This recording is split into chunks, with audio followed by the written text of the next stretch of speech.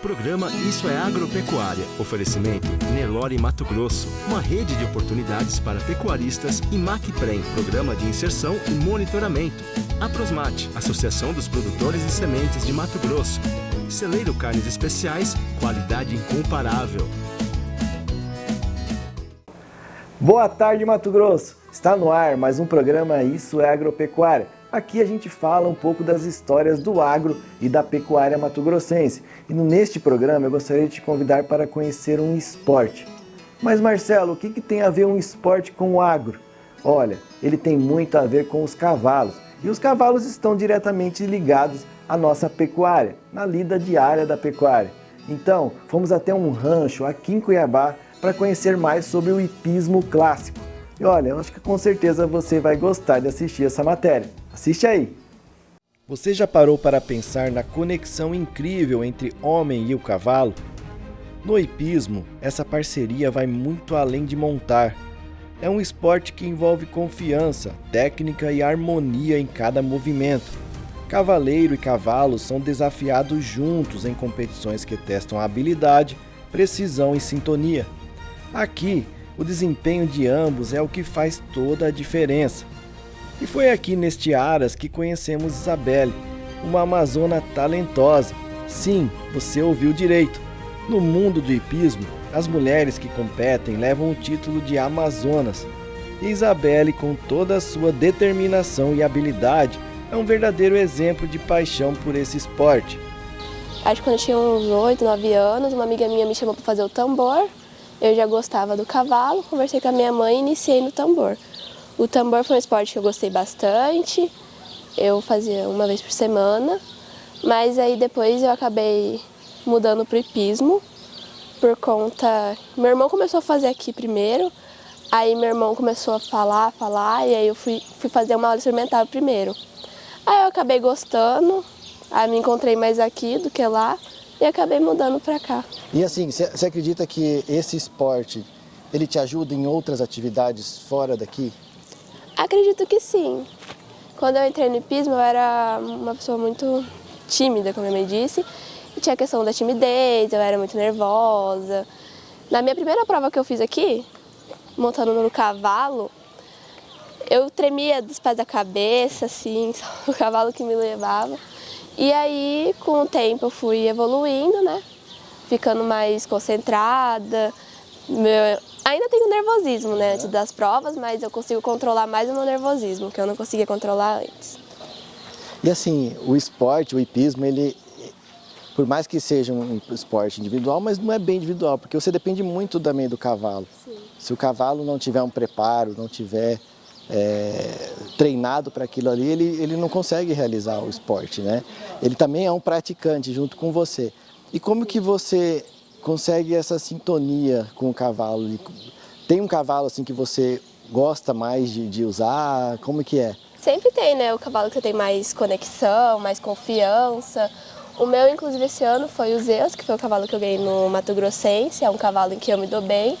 E assim, é uma coisa que você monta, assim, você fala com o cavalo, você cria a conexão, o laço com ele e aí dá certo. Aí sempre vai ter um que você vai ter mais afinidade do que outro. Mas isso não te impossibilita de não gostar também do outro. Sim. Vamos lá conhecer o Zeus? Vamos. Ele tá aqui? Aqui, ó. Esse aqui é o Zeus. Ah. Vem, garota. Você é o Zeus? Por que você gosta mais dele? Eu vou dizer assim que foi um cavalo em que eu montei de início, eu tinha um pouco de dificuldade. Porque ele é diferente dos outros, ele é mais baixo, e você tem que ser um pouco mais rápido que os outros cavalos. E eu tinha um pouco de dificuldade. Mas assim, você vai... É quarto de milha? É, ele é quarto de milha. Mas aí com o tempo eu fui montando, eles foi insistindo, e aí eu fui e a gente criou conexão. Uma conexão, confiança, e agora eu monto bem nele. É uma coisa que você vai criando com o cavalo, né? Sim, sim. Vai criando uma ligação, uma conexão. Você vê que a sintonia com ele é melhor, né? Pra praticar o esporte. Pra praticar o esporte, é. Ele que eu ganhei, o Mato Grossense. Aí já fica um carinho até mais especial, né? A mais com ele, né? Agora que já conhecemos Isabelle e o Zeus, o cavalo, que é seu grande parceiro, é hora de mergulharmos no universo do hipismo clássico. Afinal, você sabe o que realmente define esse esporte? Mais do que um simples desafio de montar, o hipismo clássico combina elegância, técnica e disciplina. O hipismo clássico é um trabalho feito a cavalo, né? As pessoas confundem muito o hipismo clássico com equitação. Equitação é a mesma coisa. A cavalgada é a equitação, o três tambor é a equitação e o hipismo é a equitação. É um esporte a cavalo. Só que aí separa em setores, né? O hipismo é o salto em vara, salto em barra, como as pessoas falam, e trabalha muito a coordenação motora, o equilíbrio, o ajuste de postura, trabalha a confiança e a disciplina. E aí você vai atingindo alguns objetivos, vai atingindo algumas etapas até você chegar numa fase de competidor. Que aí você já compete na categoria Xzinho, que é pré-iniciante, aí tem a 40, que é iniciante, 60 que é preliminar, 80 é principal, 90 aspirante, 1,10 m, 1,20 m, 1,30 m, 1,40 m, 1,50 m, até 1,60 m, que é as Olimpíadas, onde é os cavaleiros tops, com os cavalos tops, que chegam nas Olimpíadas. Mato Grosso é amplamente conhecido por sua força na produção pecuária, onde o cavalo é um parceiro indispensável na lida diária no campo. Mas quando o assunto é hipismo, o cenário ainda é outro. Apesar de toda a tradição com cavalos, o esporte no estado ainda carece de muita valorização e divulgação. É um contraste curioso. O cavalo, tão presente na rotina rural, ainda luta para ganhar destaque em uma modalidade esportiva que exalta sua beleza e habilidade. Falta mais divulgação e fortalecimento tanto da federação que está sendo organizada agora para ajustar ainda mais as outras entidades. Cada entidade é onde tem um clube de hipismo, são chamados de entidade. Então isso aí falta mais o agrupamento desses ajustes com cavaleiros, com técnicos, com instrutores, com donos de áreas, de entidades, para fomentar ainda mais e aprimorar ainda mais. Hoje estamos num patamar bom, né? Hoje nós temos cavaleiros participando de brasileiro, que é nacional, participando de Copa do Brasil, e com nível de competição acerrado com os que estão lá na frente, como São Paulo, Rio de Janeiro, Curitiba e os demais. Isabelle destaca um ponto fundamental no hipismo: a conexão entre cavalo e amazona. Para ela, essa sintonia é a base de tudo. Sem confiança e harmonia, nenhum dos dois consegue dar o seu melhor. E essa parceria, construída com dedicação e cuidado, que faz toda a diferença nas competições. Antes de sair do Campeonato Mato Grossense, tem o aquecimento, né, onde você sai, dá um salto, depois você tem um tempo para esperar a sua vez em cima do cavalo. Se eu disser que eu tava nervosa, eu disse que eu tava, mas daí eu subia no cavalo assim, conversava com o cavalo, você cria, né, confiança, e eu fui me acalmando, juntamente com o cavalo, conversando com ele, e eu entrei na prova assim, não tava nervosa nem nada. No primeiro dia já peguei logo o primeiro lugar, aí no segundo eu fiz a mesma coisa, de conversar com ele, e eu acho que isso ajuda bastante. Você montar, ao invés de deixar o nervosismo tomar conta, ir lá conversar com o cavalo, criar a conexão, a confiança, que querendo ou não isso é importante, né? Para você ter mais confiança na sua pista, para fazer melhor. Eu acho que ajuda até no cavalo, e bem. Você acha que essa conexão é muito... Quando você está na prova, quando você sente essa conexão, você acaba esquecendo de tudo. Você é você, o cavalo e o que você tem que fazer. Você acaba esquecendo as pessoas que estão ali te vendo, acaba esquecendo que você tem que ganhar, você só aproveita a pista e vai junto com ele. Se você pudesse falar com uma pessoa, vê se não tem uma menina lá que está em casa e gostou do esporte, se interessou pelo que você faz aqui e queira fazer, quais são os primeiros passos que ela tem que fazer? Olha, a primeira coisa é procurar um local onde você se sente segura fazer, né? Um local de confiança. Aqui é um local para mim de confiança, que eu também trabalho aqui desde pequena, então é um lugar que eu frequento desde novinha. Ver como é que é, procurar saber, né, sobre o esporte, dar uma pesquisada. E assim, geralmente nos lugares eles têm aula experimental, te oferecem, você começa no xizinho, aí depois vai. Agora, se é uma pessoa que você não sabe de nada, é que já chegaram a me perguntar, chegam com medo achando que já vai saltar, Sim. que já na primeira aula vai fazer alguma coisa, não. Aqui, pelo menos, a gente vai com calma, ele vai te ensinar como trota, como galopa, vai te ensinar o básico para depois ir evoluindo mais. Entendi. Isabelle, obrigado aí pelo bate-papo, pela conversa. Acho que a gente conseguiu um pouquinho extrair um pouquinho de você, por que você realiza isso aqui.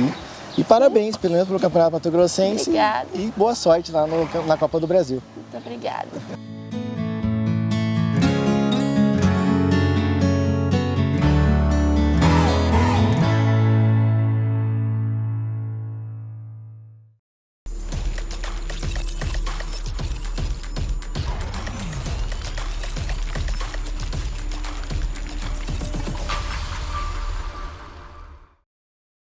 Olá, uma boa tarde para você.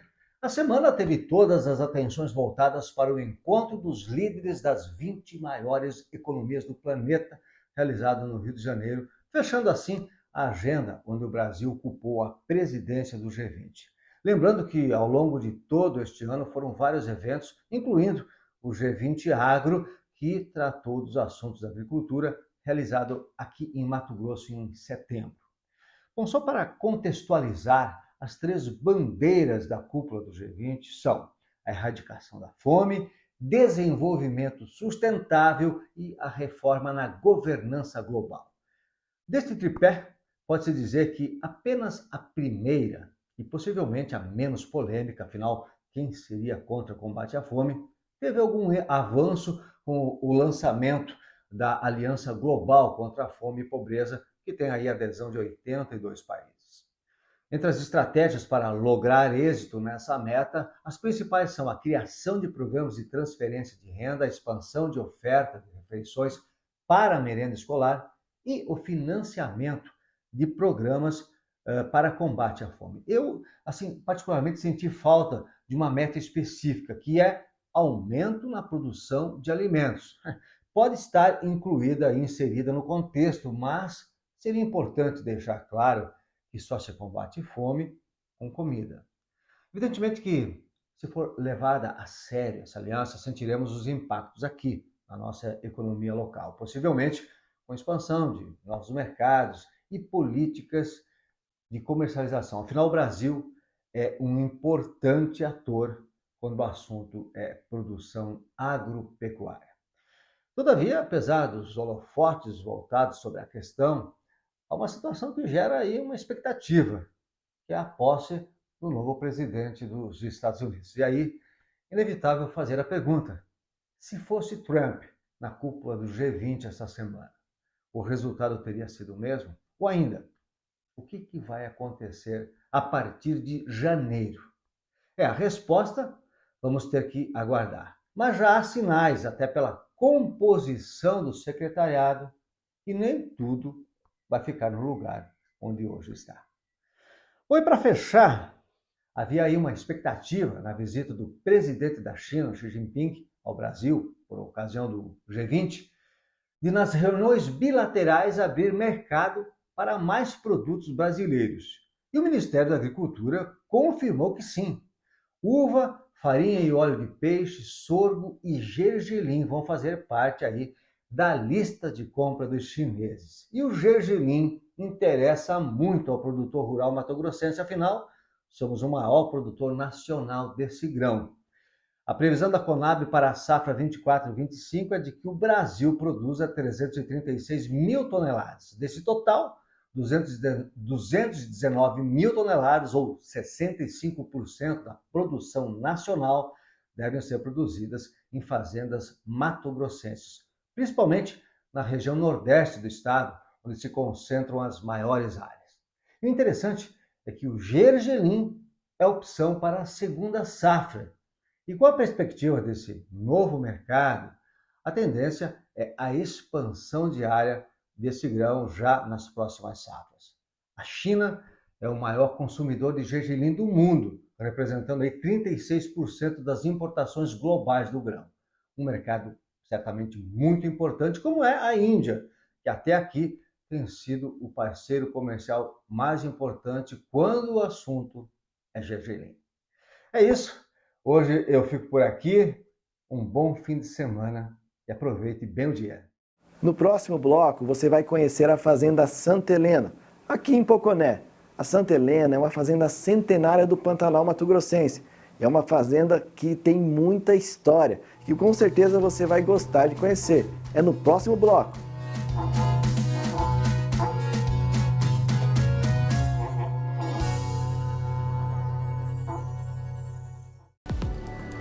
compromisso e atitude.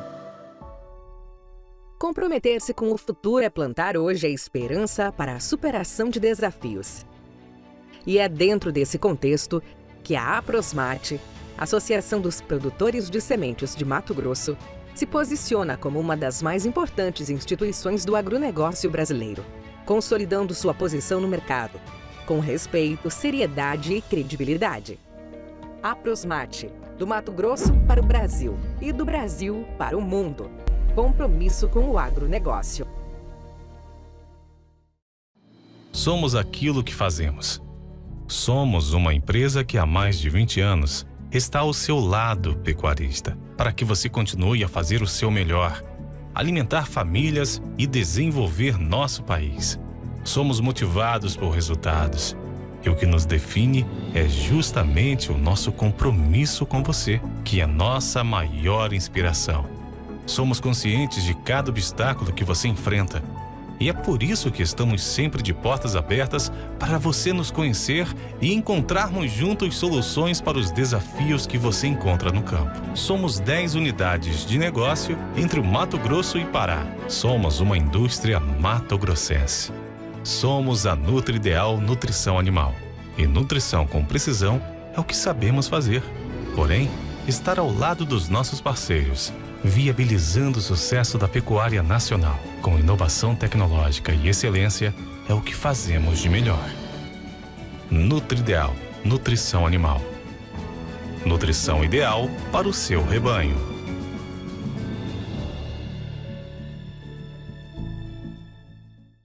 A pecuária em Mato Grosso respeita a lei e é sustentável. Para as fazendas que tenham problemas ambientais, o IMAC criou o Programa de Reinserção e Monitoramento, PREM. O PREM é uma plataforma que auxilia o produtor a retomar sua comercialização de animais com as indústrias frigoríficas em Mato Grosso. Um caminho que viabiliza o negócio dos produtores, dá segurança para as indústrias e preserva a natureza. Saiba mais em www.imac.agr.br.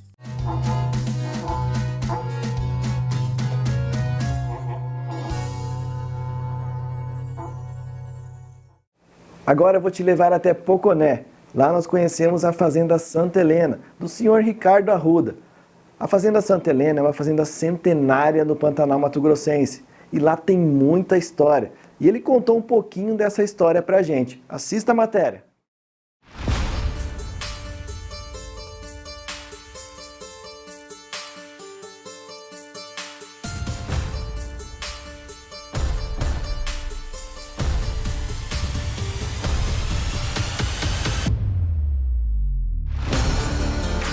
Estamos chegando aqui na Fazenda Santa Helena, aqui no município de Poconé, para conversar com o produtor rural, pecuarista, Ricardo Arruda. Você vê essa paisagem linda aqui do Pantanal Mato Grossense. Vamos bater um papo com ele, conhecer um pouquinho dessa fazenda que é histórica aqui no Pantanal Mato Grossense. Vamos lá? Oi, Ricardo. Tudo bem? Tudo bem? Joia, sejam bem-vindos. Obrigado pela visita. Então é muito importante, sim, a preservar histórias, né? E eu vejo que a sua fazenda é a história viva, né, da pecuária mato-grossense. Queria que você contasse um pouquinho de como que foi essa propriedade foi adquirida pela sua família, né, e como vocês iniciaram aqui na pecuária. Exatamente. Bom, a gente tem a grata satisfação de ser a 4ª geração na pecuária, né, aqui no estado do Mato Grosso, no município de Poconé, especificamente. Essa fazenda que nós estamos aqui, essa propriedade, ela vem do meu lado materno, né? O meu avô, Dr. José Monteiro Figueiredo, Dr. Zelito, que era um médico, mas também um pecuarista apaixonado, adquiriu essa fazenda há mais de 70 anos, né? Que essa fazenda já está com a nossa família. E aqui começou a sua criação de gado Nelore, né? A seleção de gado Nelore. Por parte de pai, a linhagem paterna, por assim dizer, né? Eu sou bisneto do intendente Antônio João de Arruda, que foi um dos fundadores do município de Poconé, né, aí naquela região, e as propriedades do lado paterno remontam ao tempo de Seis Marias, né? Então são propriedades seculares, sim, que estão na família, e como eu disse, a gente tem essa satisfação de ser a 4ª geração aí de pecuarista, 2ª geração de técnico, né, sou veterinário, meu pai era agrônomo também na área, né, e apaixonado também pela raça Nelore, pelo cavalo pantaneiro, que faz parte da nossa história. Você viu, pessoal, que Tem muita história aqui nessa fazenda. Eu vou pedir para o Ricardo para ele apresentar um pouquinho da propriedade para a gente conhecer um pouquinho dos detalhes, que eu vi que tem muito detalhe aqui dentro dessa casa que era legal para a gente mostrar. Vamos lá, Ricardo? Fica à vontade, vamos chegar.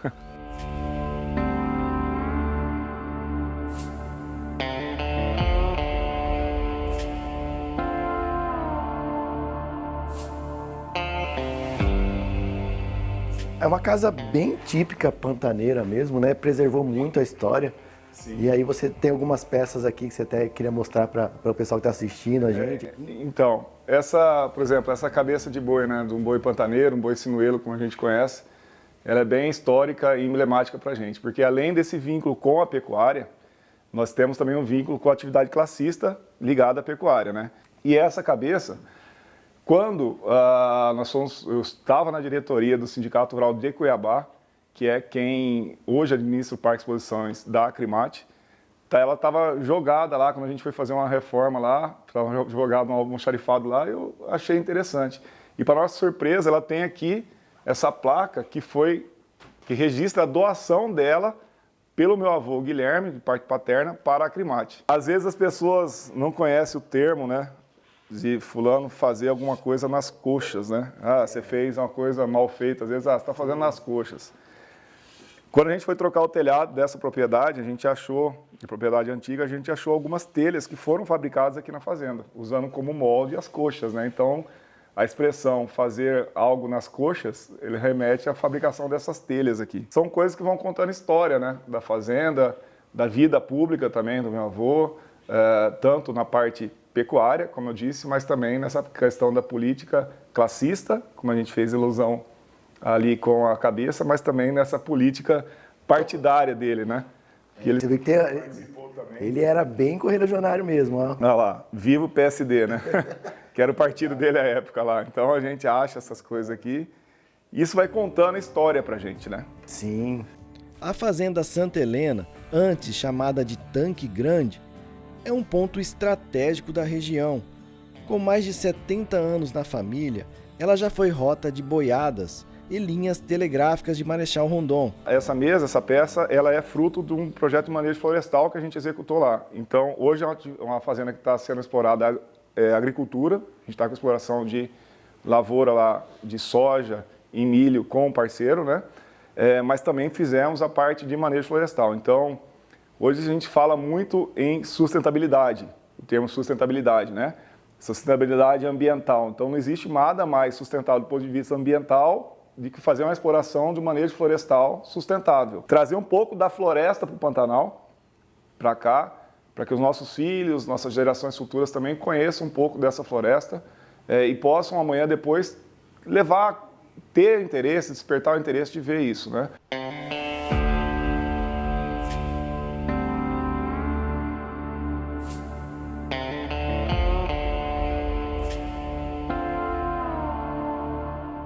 O Ricardo, ele é diretor financeiro, né, Ricardo, da Associação dos Criadores do Cavalo Pantaneiro, né, da brasileira. E ele está mostrando alguns prêmios aqui. Eu queria que você contasse um pouquinho primeiro da associação, o trabalho que vocês realizam lá, e sobre esses troféus, o que significa isso para vocês. Sim.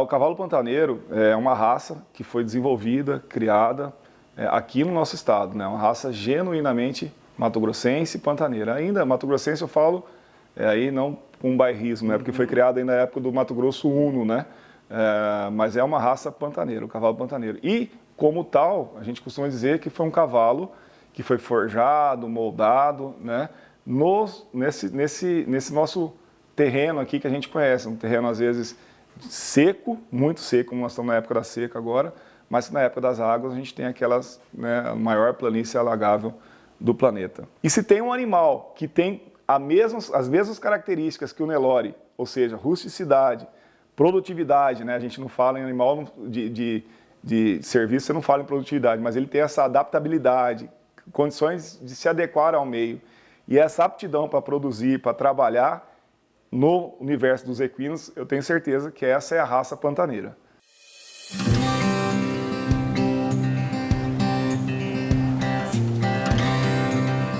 Como que a raça surgiu aqui no nosso estado, né, essa evolução dessa raça? Tá, na verdade, quando a gente fala de Pantanal, Isso é até interessante a gente falar, porque a pecuária, a gente falou que o Pantanal, o estado do Mato Grosso hoje é a maior pecuária do Brasil, uma das maiores pecuárias mundiais, né? Estado produtor e exportador. Só que essa pecuária hoje não está no Pantanal mais. Muitos contam que remonta desde o tempo dos índios Guaicurus, que eram índios cavaleiros, né? Aí alguns animais trazidos pelos espanhóis também, pelos portugueses, né? Que traz a origem ibérica do nosso animal, do cavalo pantaneiro. Porém, em dado momento, começou a se introduzir várias outras raças, por sangue inglês, árabe, enfim, para tentar ali melhorar aquela raça. E isso trouxe um grande problema também para o Pantanal, à época, que foi a anemia infecciosa equina, né? Para o leigo, a gente pode dizer que é como se fosse uma AIDS equina, né? Então, os animais ficavam muito debilitados, diminuía a sua resistência, diminuía a sua capacidade de trabalho e tal, e acabavam indo a óbito. Isso, por um tempo, até dizimou muitos rebanhos no Pantanal e foi, de certa forma, o start para se criar uma raça também, porque aí começaram a escolher os animais, começaram a selecionar os animais, controlando a anemia infecciosa equina, mas escolhendo, moldando, forjando já um biotipo de animal. O trabalho realizado aqui é conduzido com base em gerações de experiência, desde os tempos dos fundadores da família, passando pelos primeiros passos da criação de gado Nelore e até a implementação de técnicas modernas, como a inseminação artificial e fertilização in vitro. Os processos da pecuária, o que você acha que evoluiu nesse tempo? Trazendo para um passado mais recente, por exemplo. A inseminação artificial, as técnicas aí ligadas à minha atividade profissional, né, veterinária, por exemplo. Antigamente a gente tinha a inseminação artificial com a observação de cio, né? Hoje a gente já tem a IATF, uma ferramenta amplamente utilizada aí na fazenda de cria, nas fazendas de cria. Partindo para a parte reprodutiva também, a gente tinha transferência de embrião lá atrás com método cirúrgico, eu cheguei a participar também e acompanhar.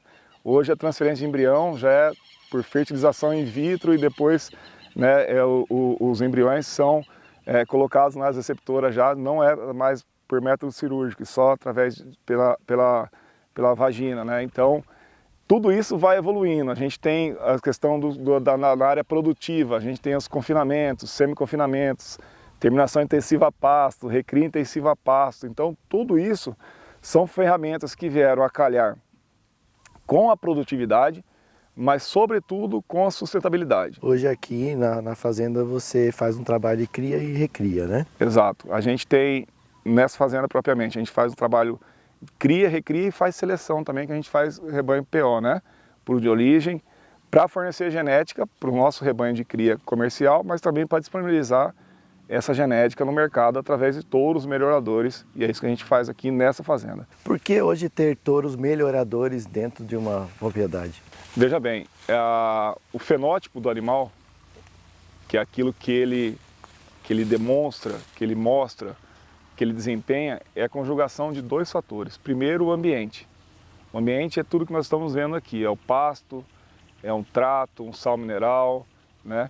A questão da sanidade, tudo isso é o ambiente. O ideal é que a gente consiga casar uma genética de qualidade, uma genética melhoradora, seja através de programas de melhoramento, né? Esses animais são avaliados pelo PMGZ, que é o Programa de Melhoramento Genético das Raças Zebuínas da ABCZ. São animais todos registrados, né? Puros de origem, então você conhece as gerações, os pais, né? Avós, né? Todas as gerações que antecederam esses animais, e são avaliados a cada 3 meses, passam no curral, tem um acompanhamento do seu desenvolvimento ponderal, que é o ganho de peso desses animais, para depois gerar números que vão certificar a qualidade desse animal. Então, assim, não basta só ele ter uma genética aprimorada, mas ele também tem que passar essa genética para frente, né? Sim, sim.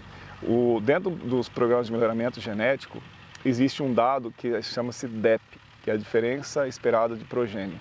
Ou seja, o quanto que os filhos desses animais tendem a ser melhores que os outros animais contemporâneos, né? Você consegue hoje pensar assim, do seu avô, vendo a qualidade que hoje esses touros têm, pelo que ele começou lá atrás, assim, você acha que ele ficaria impressionado? Na verdade, muito do que a gente tem hoje é fruto do trabalho que foi feito lá atrás. Porém, lá atrás a gente não tinha essas informações todas, a gente não tinha como tratar essas informações todas. A grande ferramenta de seleção, por muitas vezes, foi apenas o visual, foi só o fenótipo, só o que a gente enxergava, né? Então, essas ferramentas de melhoramento genético vieram a somar.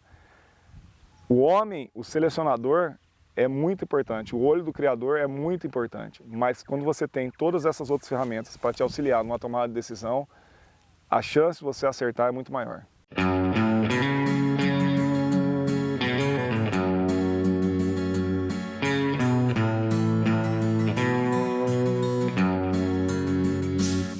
Nós estamos aqui numa área da propriedade do Ricardo, onde ficam as suas vacas já, né, comerciais, né, Ricardo? Isso, essa é a parte do nosso rebanho comercial, né, são as matrizes, são primíparas, né, vão estar parindo pela primeira vez na fazenda esse ano, né, e um pouco do fruto desse trabalho genético, né, melhoramento genético que a gente faz no rebanho de genética, mas acaba refletindo no rebanho comercial. Então essas são as mães dos bezerros comerciais. Os touros ali que a gente viu, os touros PO, tem toda aquela beleza, mas a prosperidade da fazenda está aqui, né? Sem dúvida, essa é a base, né? Um touro, ele é pai de, às vezes a gente acasala com 30, 40, 50 vacas durante um ano, né? Mas é a matriz que vai dar a longevidade, porque ela vai parindo ano a ano na fazenda, né? O papel de uma vaca na fazenda, ela é a forma, ela é que vai produzir esse bezerro, que vai fazer que esse bezerro nasça na propriedade e vai cuidar dele até a fase materna ali, quando a gente entrega esse bezerro na desmama ali, por volta dos 8 meses de idade. A vegetação do Pantanal traz desafios únicos, como o período de seca, como o período da seca, mas a suplementação proteica e mineral garante a saúde dos animais e a manutenção da produtividade. É importante sim a suplementação, a complementação mineral, proteica e energética. Nesse período da seca, quando a gente tem os pastos mais secos, mais fibrosos, por assim falar, é necessário fornecer principalmente um aporte de proteína, porque essas proteínas, sobretudo vindas para os ruminantes através da ureia, que é uma fonte de nitrogênio não proteica, mas que os ruminantes, uma máquina, né, conseguem transformar capim, conseguem transformar palha, né, em carne. E para que isso aconteça, é necessário a gente fornecer esse complemento, esse suplemento. A intenção sempre é você trazer esse animal para perto de você. Quanto mais você maneja ele, a tendência é que ele seja mais acostumado com o homem e comece a relacionar a presença do homem com um bom trato, seja através de um sal, seja através de uma ração, né, seja através de um manejo adequado, ainda que num curral, num tronco de contenção, sempre respeitando, né, essa boa relação com o animal. Então essa questão do bem-estar animal depende muito do manejo que é utilizado também, né, Lino? Olha, o bem-estar animal, ele é uma somatória de fatores, né? É o ambiente, como a gente já falou, né? É um ambiente com sombras, um ambiente com fornecimento de água adequada, com comida adequada, né? Volumosa, ou às vezes um concentrado, que é um suplemento mineral, como a gente já falou aqui, às vezes um suplemento proteico, energético, uma ração que vai complementar o que o pasto não fornece para o animal, mas, sobretudo, essa relação do homem com o animal.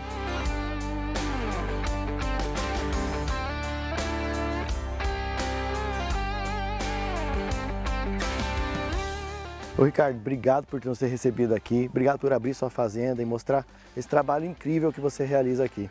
Obrigado a vocês pela visita, me mostrar um pouco do que é pecuária, né? Da pecuária que a gente faz aqui, uma pecuária de gerações, que a gente espera seja para gerações futuras também, né? Mostrando um pouco dos desafios, né? Das dificuldades, mas também das alegrias, sobretudo, de se viver no campo, de se produzir no campo de forma tão harmônica, tão sustentável e tão eficiente. Obrigado. Tamo junto.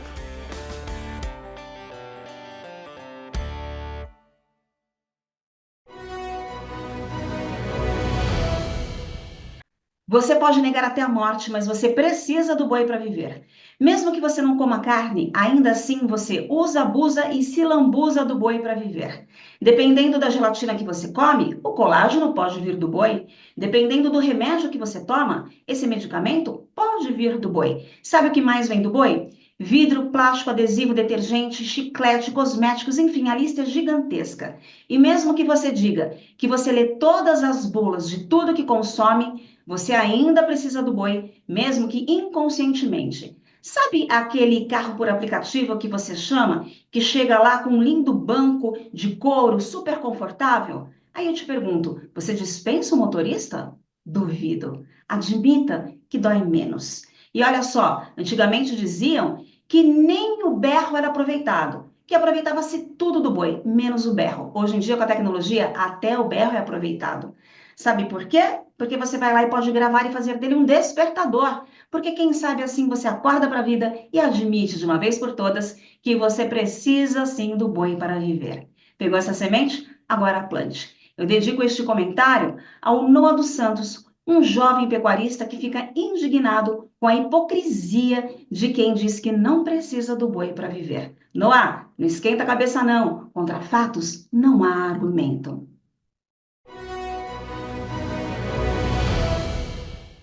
Olha, aqui no programa a gente já passou diversas receitas, mas a que te espera no próximo bloco, acho que você ainda não viu por aqui, é um delicioso yakisoba. Então não saia daí que nós já voltamos.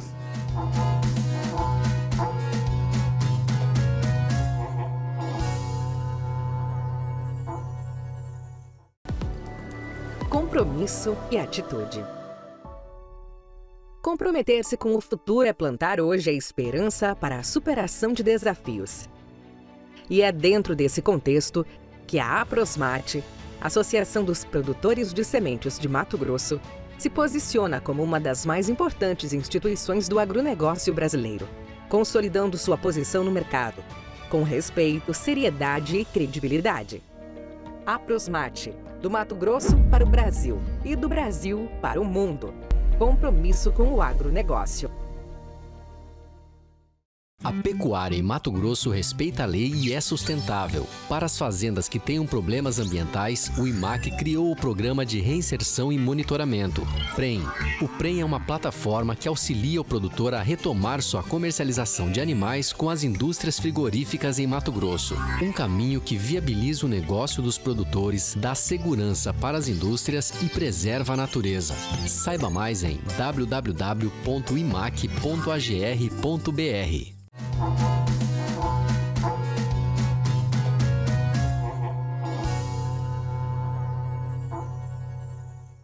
E agora nós vamos para a nossa receita da semana.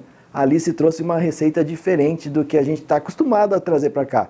É uma receita oriental, é um delicioso yakisoba. Então já pega lá o caderninho para anotar tudo que a Alice vai falar para você preparar aí para sua família.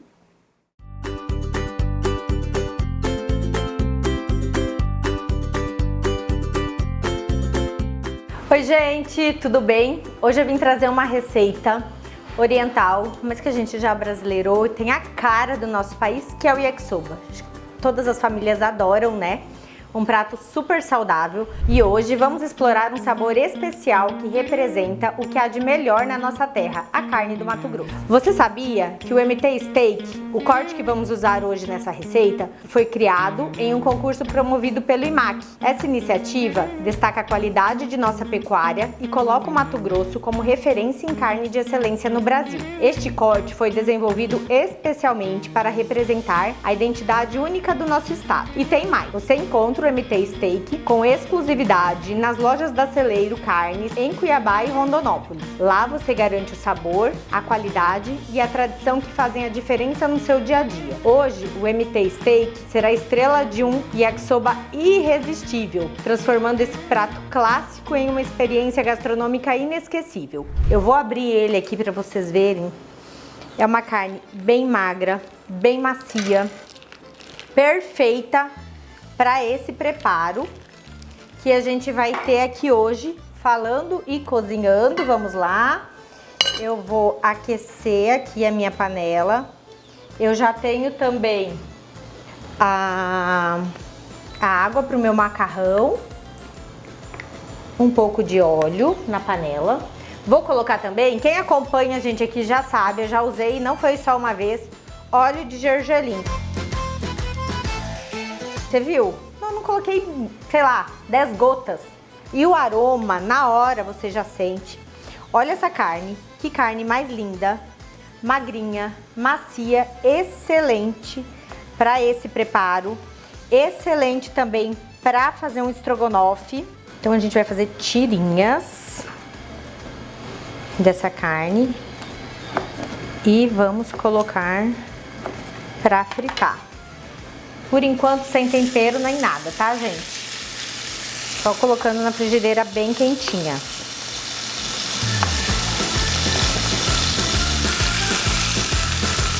Aqui a gente tem uma receita super nutritiva, que vai render bastante e com preço muito bom. Porque além de tudo, esse corte da Celeiro não é um corte caro. Para excelência de carne que a gente está falando, né? Uma carne tão macia, tão saborosa como essa. E aí todos esses legumes que não encarecem no prato, então é um prato muito bom pra gente fazer em volume em casa, para atender a família toda.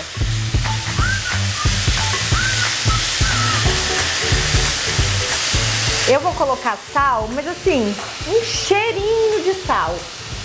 Porque eu ainda vou trazer muito tempero aqui. A gente ainda vai usar shoyu, a gente vai usar caldo de carne, a gente vai usar um outro temperinho japonês que chama hondashi.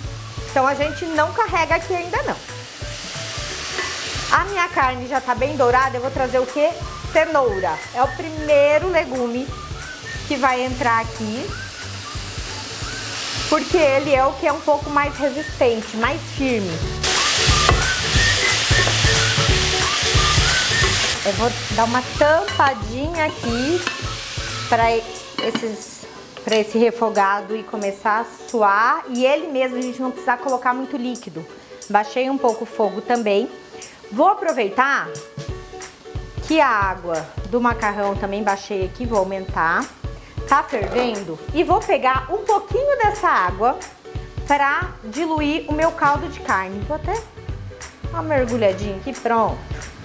Vamos diluir esse caldo de carne aqui dentro. Vamos diluir bem esse caldo de carne aqui nessa água. Vamos ver como é que tá aqui. Não deixe os seus legumes muito cozidos. Isso é uma falha seríssima que a gente comete muitas vezes. Cozinhar demais os legumes, eles perdem o sabor. Ficar colocando também muito líquido para cozinhar, não tem a menor necessidade disso. Já a cenoura começou já o seu cozimento, eu vou vir aqui com brócolis e couve-flor. Cebola por último, porque eu quero ela bem firminha. Bem docinha ainda no final. Olha que coisa mais linda isso. Super cheiroso. Já vou fechar também. Vamos mexer aqui o nosso macarrão. Ajudar ele soltando.